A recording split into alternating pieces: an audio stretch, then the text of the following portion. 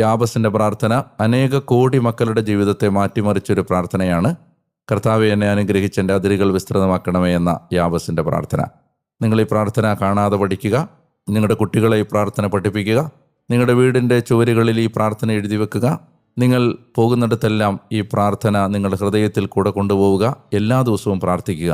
ജീവിതത്തിൻ്റെ വളരെ വ്യത്യസ്തമായ ഒരു ഭാവം ഈ പ്രാർത്ഥന ചൊല്ലിത്തുടങ്ങുന്നത് മുതൽ നിങ്ങളുടെ ജീവിതത്തിൽ ആരംഭിക്കുമെന്ന് ഞാൻ നിങ്ങളോട് സാക്ഷ്യപ്പെടുത്തുന്നു. നല്ല ഒരു ദിവസം നിങ്ങൾക്കുണ്ടാവട്ടെ എന്ന് ഞാൻ പ്രാർത്ഥിക്കുന്നു. എനിക്ക് വേണ്ടി നിങ്ങൾ പ്രാർത്ഥിക്കണം. നമ്മുടെ ഈ വചന വായനാ പദ്ധതിയെ നിങ്ങൾ നിങ്ങളുടെ സ്നേഹിതരോട്, സുഹൃത്തുക്കളോട് പരിചയപ്പെടുത്താൻ മറക്കരുത്. കേട്ടുകൊണ്ടിരിക്കുന്ന പ്ലാറ്റ്ഫോം സബ്സ്ക്രൈബ് ചെയ്യാനും.